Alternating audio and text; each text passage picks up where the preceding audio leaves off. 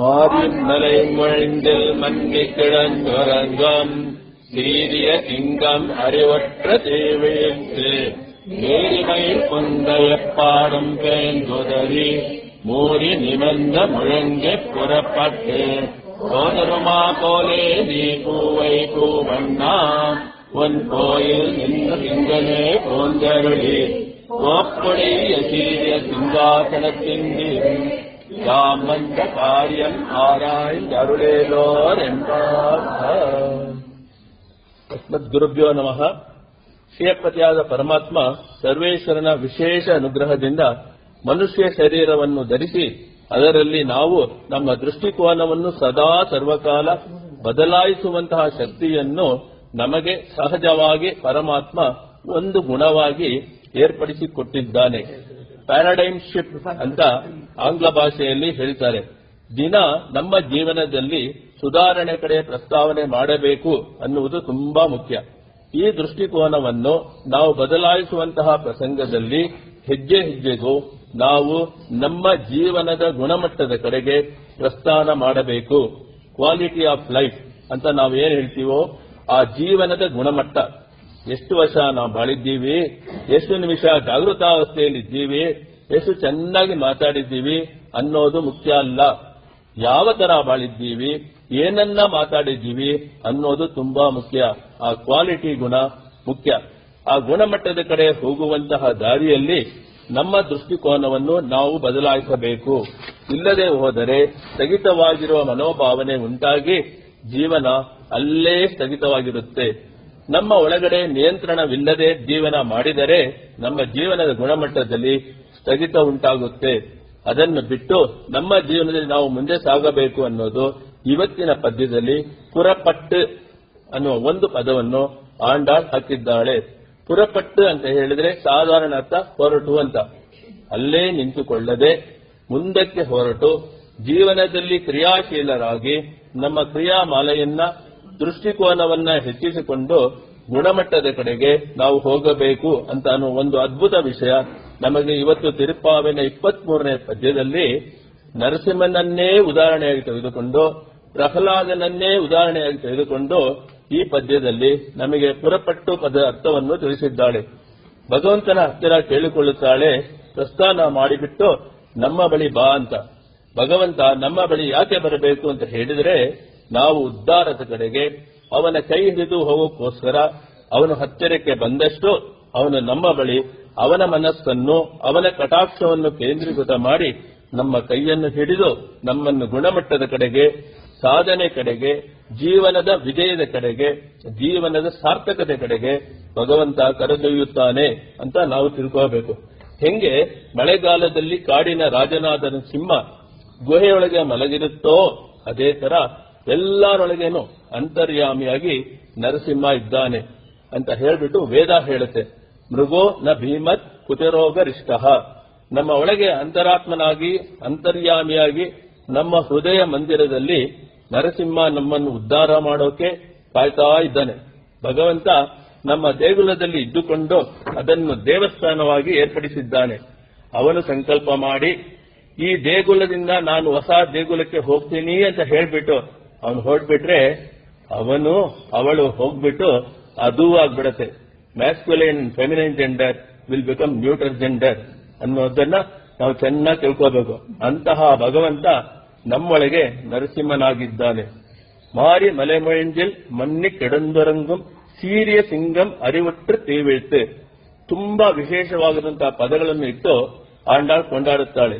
ಮಾರಿ ಅಂತ ಹೇಳಿದ್ರೆ ಮಳೆ, ಮಲೆ ಮೊಯಿಂಜಿಲ್ ಅಂದರೆ ಗುಹೆ, ಮನ್ನಿ ಕಿಡಂದು ಒರಂಗುಂ ಚೆನ್ನಾಗಿ ನಿದ್ರಿಸುವಂತಹ, ಸೀರಿಯ ಸಿಂಗಂ ಸುಂದರವಾದ ಸಿಂಹ, ಅರಿವತ್ತು ಎದ್ದು ತೀವಿഴുത്ത് ತೀಕ್ಷ್ಣವಾಗಿ ನೋಡಿ ಕಟಾಕ್ಷಿಸಿ, ವೇರಿ ಮೈರ್ಪಂಗ ಎಪ್ಪಾಡು ಪೇರ್ದುದರಿ. ಒಂದು ಸಿಂಹ ಎದ್ದಿದ ತಕ್ಷಣ ಅದು ಮೈ ಮುರಿಯುತ್ತೆ, ಅದರ ಕೂದಲನ್ನು ಒದರಿಸಿಕೊಳ್ಳುತ್ತೆ. ಮೂರಿ ನಿಮೆಂದು ಮುಳಂಗಿ ಪುರಪಟ್ಟು ಅದರ ಬೆನ್ನನ್ನು ಮುರಿದು ಆ ಸಿಂಹ ಹೊರಡುತ್ತೆ ಅಂತ ಹೇಳಿ, ನಮ್ಮ ಒಳಗಡೆ ಇರುವಂತಹ ನರಸಿಂಹ ವಾತ್ಸಲ್ಯ ಪರಿಪೂರ್ಣ, ಅಭಯ ಪ್ರದಾನ ಪರಿಪೂರ್ಣ, ಒಂದು ಕ್ಷಣದಲ್ಲಿ ಒಂದು ಕೆಲಸವನ್ನು ಸಾಧಿಸುವಂತಹ ಗುಣವುಳ್ಳ ನರಸಿಂಹ, ಸದಾ ಸುಂದರ Narasimha, ಸೀರಿಯ Singam.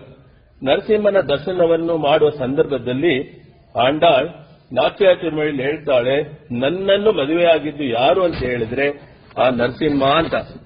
Who is the most handsome god ಅಂತ ಯಾರ ಪ್ರಶ್ನೆ ಕೇಳಿದಾಗ ಆಳ್ವಾರ್ಗಳು ಹೇಳುವಾಗ ಹೇಳ್ತಾರೆ, ಅழகியான் ತಾನೆ ಅರಿಮುಗನ್ ತಾನೆ, ಸುಂದರವಾಗಿರುವಂತ ಆ ನರಸಿಂಹ ಅಂತ. ಪ್ರಹ್ಲಾದ ಸದಾ ಸರ್ವಕಾಲ ಹರಿನಾಮವನ್ನು ಸಂಕೀರ್ತನೆ ಮಾಡುತ್ತಾ ಇದ್ದ. ಅವನಲ್ಲಿದ್ದಂತಹ ವಿಶ್ವಾಸ ಅವನ ಸುತ್ತಲೂ ಇರುವಂತಹ ನಾಸ್ತಿಕ ಶಕ್ತಿಗಳನ್ನಾರು ದೂರ ತಳ್ತು. Process of work is God ಅಂತ ನಾವು ತಿಳ್ಕೋಬೇಕು. ಮಾಡುವಂತೆ ಕೆಲಸದ ಕ್ರಿಯೆ ಇರುತ್ತಲ್ವಾ, ಅದುವೇ ಭಗವತ್ ತತ್ವ ಅಂತ ನಾವು ತಿಳ್ಕೋಬೇಕು. ಈಗ ಹಿರಣ್ಯಕಶಿಪು ಮತ್ತೆ ಆಕ್ಚುಯಲ್ ಆಗಿ ತುಂಬಾ ದೊಡ್ಡದು. ಫಸ್ಟ್ ಯಾಕೆ ನರಸಿಂಹಾವತಾರ ತಗೊಳ್ಳೋದಕ್ಕೆ ಬ್ಯಾಕ್ ಗ್ರೌಂಡ್ ಏನೋ, ಯಾವ್ಯಾವ ತರ ವರ ಕೊಟ್ಟ, ಅದನ್ನ ಹೆಂಗೆ ನರಸಿಂಹಾವತಾರ ಅಂತ ದೇವರನ್ನು ಡಿಸೈಡ್ ಮಾಡಿದ್ರು, ಅದೆಲ್ಲ ತುಂಬಾ ದೊಡ್ಡದಿದೆ. ಸೀದಾ ನಾವು ಸ್ಪಾಟ್ ಹೋಗೋಣ, ಹೆಂಗೆ ನರಸಿಂಹಾವತಾರ ಶುರುವಾಯ್ತು ಅಂತ ಹೇಳ್ತಾರೆ. ಹಿರಣ್ಯಕಶಿಪು ಕೇಳ್ತಾನೆ, ಈ ಕಂಬದಲ್ಲಿ ಕಾಣಿಸ್ತಾ ಇಲ್ವಾ, ಅವನ ಇಲ್ಲಿ ಕಾಣಿಸ್ತಾ ಇಲ್ವಲ್ಲ ಅಂತ ಕೇಳಿದಂತೆ ಹಿರಣ್ಯಕಶಿಪು, ಕಂಬದಲ್ಲೂ ಇದ್ದಾನೆ, ನಿನ್ನಲ್ಲೂ ಇದ್ದಾನೆ, ನನ್ನಲ್ಲೂ ಇದ್ದಾನೆ, ಹುಲ್ಲಲ್ಲೂ ಇದ್ದಾನೆ, ಮರದಲ್ಲೂ ಇದ್ದಾನೆ, ಬ್ರಹ್ಮನಲ್ಲೂ ಇದ್ದಾನೆ ಅಂತ ಪ್ರಹ್ಲಾದ ಹೇಳ್ತಾನೆ. ಯಾರಿಗೆ ಭಕ್ತಿ ಇದೆಯೋ ಅವರಿಗೆ ಮಾತ್ರ ಪರಮಾತ್ಮ ಕಾಣಿಸಿಕೊಳ್ಳುತ್ತಾನೆ ಅಂತ ಹೇಳಿ, ಸ್ತಂಭೆ ನ ದೃಶ್ಯತೆ, ಕಂಬದಲ್ಲಿ ಕಾಣಿಸ್ತಾ ಇಲ್ಲ ಅಂತ ಹೇಳ್ತಾನೆ ಹಿರಣ್ಯಕಶಿಪು. ಪ್ರಹ್ಲಾದ ಹೇಳ್ತಾನೆ, ಸ್ತಂಭೇನ ದೃಶ್ಯತೆ. ಸ್ತಂಭೆ ನ ದೃಶ್ಯತೆ ಅಂದ್ರೆ ಕಾಣಿಸ್ತಾ ಇಲ್ಲ, ಸ್ತಂಭೇನ ದೃಶ್ಯತೆ ಅಂದ್ರೆ ಕಂಬದಲ್ಲೇ ಕಾಣಿಸ್ತಾ ಇದ್ದಾನಲ್ಲ ಅಂತ ಹೇಳಿ ಪ್ರಹ್ಲಾದ ಹೇಳ್ತಾನಂತೆ.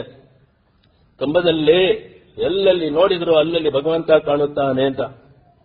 ಅಲ್ಲಿ ನೋಡಲು ರಾಮ, ಇಲ್ಲಿ ನೋಡಲು ರಾಮ, ಎಲ್ಲೆಲ್ಲಿ ನೋಡಿದರೆ ಅಲ್ಲಿ ಶ್ರೀರಾಮ.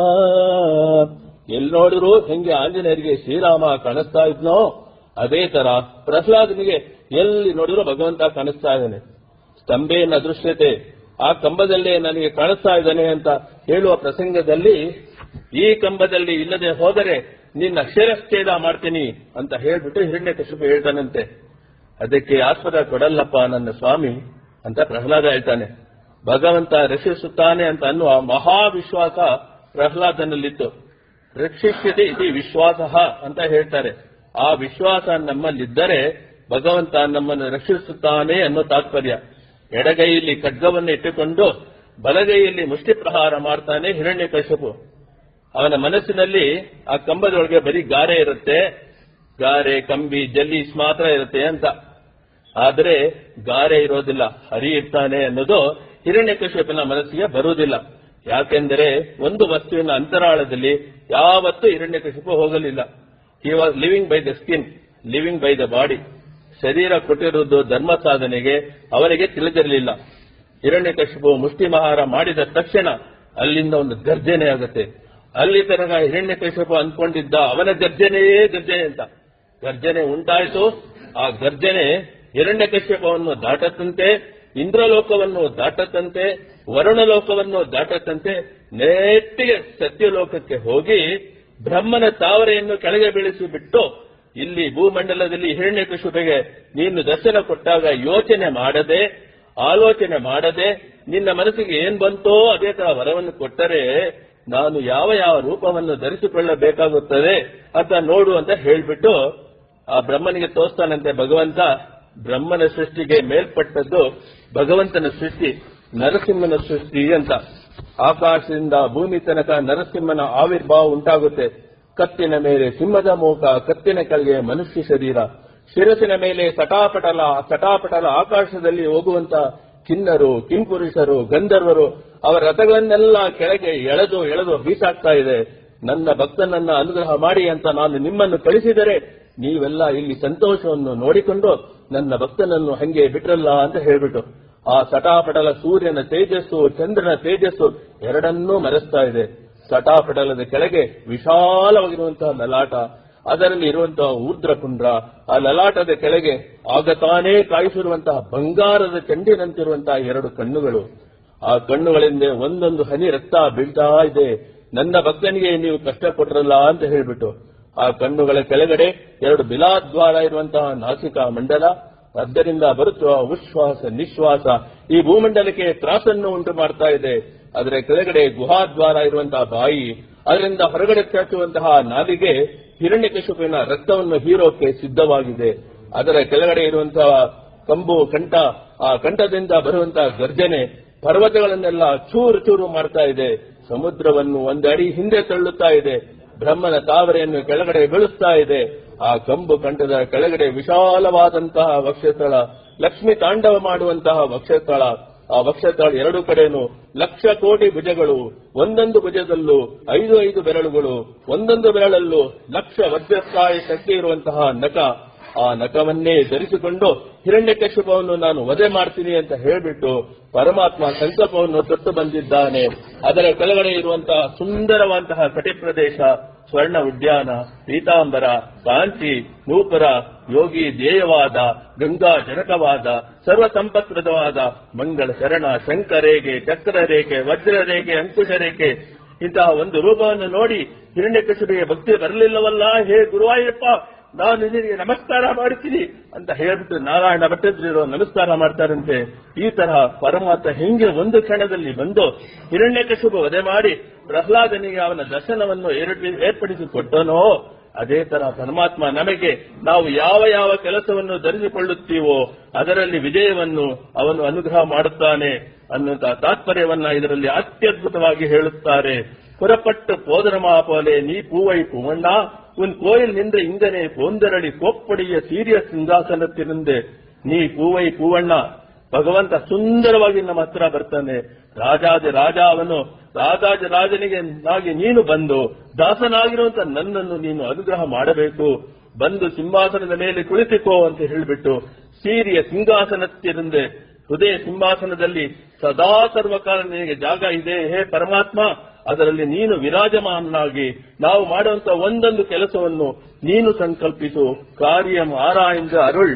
ನಾವು ಕೇಳೋದು it may be an act of immaturity many a times. ನಾವು ಭಗವಂತನ ಹತ್ರ ಕೇಳುವ ಪರಿಸ್ಥಿತಿಯಲ್ಲಿ ನಮಗೆ ಜ್ಞಾನವೂ ಇರಲ್ಲ, ಬುದ್ಧಿನೂ ಇರಲ್ಲ. ನಮಗೇನು ಹಿತವೋ ಅದನ್ನು ಕೇಳ್ತೀವಿ.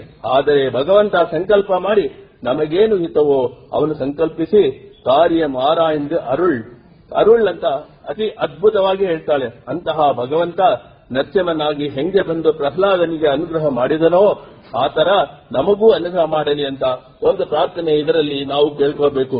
ತುಂಬಾ ಮುಖ್ಯವಾಗಿ ನಮ್ಮ ದೃಷ್ಟಿಕೋನವನ್ನು ನಾವು ಹೆಚ್ಚಿಸಿಕೊಂಡು ಹಿರಣ್ಯಕಶಿಪು ರೀತಿಯಲ್ಲಿ ಬರುವಂತಹ ಯಾವುದೇ ಒಂದು ಶಕ್ತಿಗಳಿರಲಿ ಅದನ್ನ ಭಗವಂತ ಹೋಗಿಸ್ತಾನೆ. ನಮ್ಮ ಜೀವನದ ಗುಣಮಟ್ಟವನ್ನು ನಾವು ಅಧಿಕ ಮಾಡಿಕೊಂಡು ನಾವು ನಮ್ಮ ಜೀವನದಲ್ಲಿ ಸಫಲತೆಗಡೆ ಪ್ರಸ್ಥಾನ ಮಾಡಬೇಕು ಅನ್ನುವಂಥ ತಾತ್ಪರ್ಯ ಈ ಪಾಸುರದಲ್ಲಿ ಹೇಳಿದೆ.